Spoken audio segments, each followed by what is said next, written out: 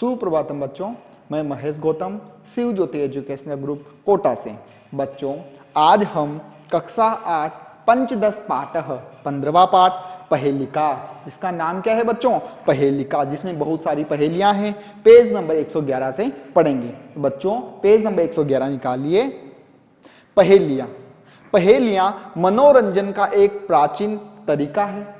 आपका मनोरंजन करने के लिए एक प्राचीन, सबसे प्राचीन तरीका है। ये लगभग संसार की सभी भाषाओं में उपलब्ध है। बच्चों, जो पहेलियां हैं ये संसार की सभी भाषाओं में प्रचलित है, उपलब्ध है। संस्कृत के कवियों ने इस परंपरा को अत्यंत समृद्ध किया है। अर्थात संस्कृत में भी पहेलियां हैं। पहेलियां हमें आनंद देने के साथ साथ हमारी मानसिक व बौद्धिक प्रक्रिया को तीव्र बनाती है, हमारी जो बुद्धि है उसे तीव्र बनाती है। इस पाठ में संस्कृत पहेली बूझने की परंपरा के कुछ रोचक उदाहरण प्रस्तुत किए गए हैं। बच्चों, इस पाठ में कुछ रोचक उदाहरण, कुछ पहेलियां पूछी गई है जिससे आपका बौद्धिक विकास हो। तो आइए बच्चों, पाठ को पढ़ना प्रारंभ करते हैं। कस्तूरी जायते कस्मात् को हन्ति करीणाम कुलम किम कुर्यात् कातरो युद्धे मृगा सिंह पलायते। कस्तूरी अर्थात कस्तूरी जायते उत्पन्न होती है, कस्मात् किससे? कस्तूरी किससे उत्पन्न होती है? को हन्ति कौन हन्ति मार देता है, करीणाम हाथियों को, करीणाम हाथियों को, कुलम कुल को, कौन हाथियों के कुल को मार देता है? किम क्या, कुर्या करता है या करना चाहिए, कातरो कायर को, जो कायर व्यक्ति होता है उसे क्या करना चाहिए? युद्ध में, जो कायर व्यक्ति होता है उसे युद्ध में क्या करना चाहिए? बच्चों, सोचकर जवाब देना है आपको। कस्तूरी जायते कस्मात्, कस्तूरी किससे उत्पन्न होती है और हाथियों के कुल को कौन मार देता है और कायर को युद्ध में क्या करना चाहिए? इसका आंसर आपको यहां दिया हुआ है। मृगात हिरण से, सिंह शेर, पलायते भाग जाता है। अर्थात समझेंगे, कस्तूरी कस्मात् जायते, कस्तूरी किससे उत्पन्न होती है? मृगात हिरण से। को हन्ति करीणाम कुलम, कौन हाथियों के कुल को मार देता है? सिंह शेर हाथियों के कुल को मार देता है। किम कुर्यात् कातरो युद्धे, कातरो कहते हैं कायर को, कायर युद्धे युद्ध में, किम क्या कुर्यात् करे, कायर को युद्ध में क्या करना चाहिए या क्या करता है? पलायते भाग जाता है। जो ये कायर है वो युद्ध से क्या करता है बच्चों? भाग जाता है।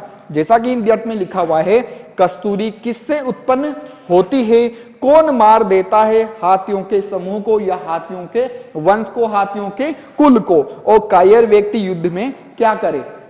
क्या करें बच्चों? कायर व्यक्ति पलायते भाग जाए। आप इसका अर्थ इसे सामने लिख लेना, मृगात हिरण, सिंह शेर, पलायते भाग जाए। आगे, सीमंतिनीषु का शांता राजा को अभूत गुणोत्तम विदद्भि का सदा बंधा अत्र उक्तम न बुध्यते। हिंदी अर्थ है बच्चों, सीमंतीसु अर्थात स्त्रियों में का कौन शांता, शांत स्वभाव वाली है। इस पृथ्वी पर जितनी भी स्त्रियां हुई है उनमें से कौन शांत स्वभाव वाली है? राजा को अभूत, कौन से राजा हुए? गुणोत्तम, गुणों से उत्तम। कौन से राजा हैं जो गुणों से उत्तम हुए? अर्थात कौन सा राजा जो गुणों में उत्तम है, सर्वश्रेष्ठ गुणों वाले हैं। विदद्भि का सदा वंधा, विदद्भि कहते हैं बच्चों विद्वानों द्वारा, विद्वानों द्वारा का कौन सदा हमेशा वंधा पूजनीय है, विद्वानों के द्वारा क्या हमेशा पूजनीय है? बच्चों, उसका आंसर भी यहां पर ही दिया हुआ है। अत्र एव उक्तम, यहां ही कहा गया है, न नहीं बुध्यते, पता नहीं चल रहा है। यहां पर ही उसका आंसर दिया हुआ है लेकिन आपको पता नहीं चल रहा है। जैसा कि हिंदी में लिखा हुआ है बच्चों, नारियों में कौन शांत स्वभाव वाली है? नारियों में, स्त्रियों में कौन है जो शांत स्वभाव वाली है? कौन सा राजा गुणों में उत्तम हुआ? कौन सा राजा है जो गुणों में उत्तम है? विद्वानों के द्वारा कौन हमेशा वंदना करने योग्य है? कौन हमें, ऐसी कौन सी चीज है जो विद्वानों के द्वारा हमेशा वंदना करने योग्य है, पूजनीय है? उत्तर यहां ही है, पता नहीं चल रहा है। तो बच्चों सोचो इसका उत्तर क्या हो सकता है, बताइए। देखो बच्चों मैं आंसर देता हूं आपको। सीमंतिनीषु का शांता, स्त्रियों में कौन शांत स्वभाव वाली है? बच्चों पहला अक्षर देखिए सी और अंतिम अक्षर देखिए ता, सीता। अर्थात कौन नारियों में शांत स्वभाव वाली कौन है? सीता। दूसरा, राजाओं में कौन गुणोत्तम है? सब गुणों में उत्तम कौन है? पहला अक्षर रा, अंतिम अक्षर म, राम। राम गुणों में सबसे उत्तम है, राम के गुण सबसे उत्तम है, सर्वश्रेष्ठ गुणों वाले राजा हैं। वैसे ही तृतीय लाइन में देखो, प्रथम अक्षर वी और लास्ट में क्या है? ध्या, विद्या। अर्थात विद्वानों द्वारा हमेशा क्या पूजी जाती है? विद्या ही पूजी जाती है। विद्वानों के द्वारा हमेशा विद्या ही पूजी जाती है। आगे, क समजघान कृष्ण, क समजघान कृष्ण का शीतल वाहिनी गंगा के दार पोषक रता, क कंबलवंत न बाध्यते शीतम। हिंदी अर्थ देखना बच्चों। क कौन समजघान कृष्ण, श्री कृष्ण ने किसे मारा? क किसे? समजघान मारा कृष्ण, श्री कृष्ण ने। श्री कृष्ण भगवान ने किसे मारा? का कौन है? शीतल वाहिनी गंगा, अर्थात शीतल धारा वाली जो गंगा है वह कहां है? का कहां है? शीतल वाहिनी गंगा, गंगा कहां है? तीसरी लाइन का अर्थ है बच्चों के कौन है? दार पोषक रता, अपनी पत्नी सहित पोषण में कौन लगा रहता है? कौन है जो अपनी पत्नी के साथ पोषण में लगा रहता है? और क बलवंत न बाध्यते शीतम, कौन बलवान है? कैसा बलवान है जिसको सर्दी नहीं लगती? बच्चों इसका आंसर भी आप इन्हीं में ढूंढ पाओगे, यहां पर ही उसका आंसर दिया हुआ है, आप आंसर का पता लगाइए। जैसा कि हिंदी अर्थ में लिखा हुआ है, श्री कृष्ण ने किसको मारा? श्री कृष्ण ने किसको मारा, वो यहां पर ही दिया हुआ है। उसका जो आंसर है वो यहां ही इसी श्लोक में दिया गया है। श्री कृष्ण ने किसको मारा? शीतल ठंडी धारा वाली गंगा कहां है? खेती के पोषण में कौन पत्नी सहित लगे रहते हैं? और किस बलवान को सर्दी नहीं लगती? बताइए बच्चों इसके आंसर। क समजगान कृष्ण को श्री कृष्ण ने किसे मारा? देखो बच्चों दोनों वर्ड को एक साथ लीजिए। यहां पर कंस, यहां पता लग रहा है कंस। श्री कृष्ण ने किसको मारा था? कंस को मारा था। कंस। श्री कृष्ण ने किसको मारा? कंस, कंस को मारा। का शीतल वाहिनी गंगा, कौन है? शीतल वाहिनी गंगा कहां है? काशी। पहला और दूसरा अक्षर काशी में है। जो ये गंगा है वह कहां है? काशी में है।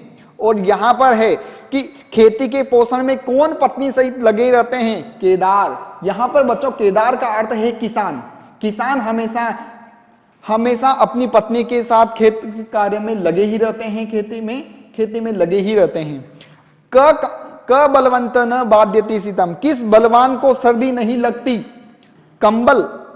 पहला दूसरा तीसरा अक्षर देखिए बच्चों, कंबल। जो व्यक्ति कंबल ओढ़े हुए व्यक्ति है उसे सर्दी नहीं लगती। किस बलवान को सर्दी नहीं लगती? कंबल। जो व्यक्ति कंबल ओढ़े हुए हैं उसको सर्दी नहीं लगती। आगे, वृक्ष अग्रवासी न च पक्षीराजः, त्रिनेत्रधारी न च शूलपाणी, त्वग वस्त्रधारी न च सिद्ध योगी, जलम च विभन्नः घटो न मेघः। बच्चों जो इसका अर्थ है वो यहां पर दिया हुआ नहीं है, लेकिन ये चारों लाइनों का जो अर्थ है वो सिर्फ एक ही वस्तु के लिए है। वो वस्तु कौन सी है? सिर्फ एक ही है, उसके बारे में आपको सोचना है। वृक्ष अग्रवासी, वृक्ष पर रहता है। वो जो वस्तु है जिसके बारे में ये पहेली बनाई गई है वह क्या है? वह वृक्ष पर रहता है। न च पक्षीराज, लेकिन वह पक्षीराज गरुड़ नहीं है, वह पक्षी नहीं है। जिसके बारे में ये पहेली कही गई है वह वृक्ष पर रहता है लेकिन वह गरुड़ नहीं है। त्रिनेत्रधारी, वह 3 नेत्रों वाला है परंतु वह शिव नहीं है। न च शूलपाणी, लेकिन वह शिव नहीं है। त्वग वस्त्रधारी, वह छाल के वस्त्र पहनता है। जिस बारे में यह पहेली कही गई है वह छाल के वस्त्र पहनता है लेकिन वह सिद्ध योगी नहीं है। अर्थात वो कोई तपस्वी या योगी नहीं है। जलम च विभन्नः, जल से भरा हुआ है, जल से पूर्ण है, जल उसके गर्भ में भरा हुआ है, उसके पेट में भरा हुआ है, लेकिन वह घटो घड़ा नहीं है और नहीं वो बादल है। तो बताइए बच्चों वो क्या है? जैसा कि हिंदी अर्थ में लिखा हुआ है, वृक्ष पर रहता है लेकिन पक्षीराज गरुड़ नहीं है। ऐसे कौन सी चीज है जो वृक्ष पे रहती है लेकिन वह पक्षीराज या गरुड़ अर्थात कोई पक्षी वो नहीं है। 3 आंखों वाला है लेकिन वह शिव भी नहीं है। छाल के वस्त्र पहनता है लेकिन तपस्वी योगी नहीं है। जल से भरा हुआ है फिर भी न घड़ा है और न बादल। बच्चों बताइए इसका आंसर क्या है? इसका उत्तर होगा बच्चों नारियल। जो नारियल का जो फल है, उस नारियल के फल की बात हो रही है यहाँ पर। वृक्ष पर रहता है, नारियल देखा आप ऊपर ही ऊपर लगा हुआ रहता है, फल आता है नारियल के पेड़ पर, ऊपर ही ऊपर नारियल रहता है, और वो पक्षीराज गरुड़ भी नहीं है। 3 आंख वाला है। बच्चों जब आप उसको छिलेंगे तब देखना उसके 3 आंखें बनी हुई रहती है, तो 3 आंख वाला है लेकिन वह शिव नहीं है।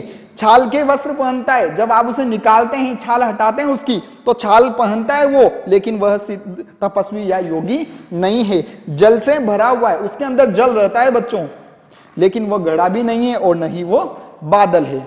आगे, भोजनांते च किम पेयम जयंत कश्य वे सुत कथम विष्णु पदम प्रोक्तम तक्रम सक्रस्य दुर्लभम। बच्चों हिंदी अर्थ देखेंगे। भोजनांते, भोजन के अंत में, किम क्या, पेयम पीना चाहिए, भोजन के बाद क्या पीना चाहिए। जयंत कश्य वे सुत, जयंत ये नाम है किसी का, जयंत, कश्य किसका, वे है, सुतः पुत्र, जयंत किसका पुत्र है। कथम कैसे, विष्णु पदम, विष्णु पद अर्थात मोक्ष को, प्रोक्तम पा सकते हैं, अर्थात मोक्ष कैसा कहा गया है, मोक्ष कैसा कहा गया है, मोक्ष को कैसे पा सकते हैं। तक्रम सक्रस्य दुर्लभम, तक्रम का अर्थ है छाछ, सक्रस्य मतलब है इंद्र, दुर्लभम मतलब मुश्किल है, कठिनाई से प्राप्त होती है। अर्थात भोजन के अंत में क्या पीना चाहिए बच्चों? तक्रम, छाछ पीना चाहिए। भोजन के अंत में छाछ पीना चाहिए। और जयंत किसका पुत्र था? सक्रस्य अर्थात इंद्र का। और विष्णु, मोक्ष, मोक्ष कैसा है? दुर्लभम है। मोक्ष को पाना क्या है बच्चों? दुर्लभ है। जैसा कि हिंदी अर्थ में लिखा हुआ है, भोजन के अंत में क्या पीना चाहिए? छाछ पीना चाहिए। जयंत किसका पुत्र था? इंद्र का पुत्र था। मोक्ष कैसा कहा गया है बच्चों? दुर्लभ कहा गया है बच्चों। आशा करता हूं बच्चों मेरे द्वारा यह पढ़ा हुआ पहेलियां पाठ आपको बहुत अच्छा लगा होगा, आपको समझ आया होगा। धन्यवाद।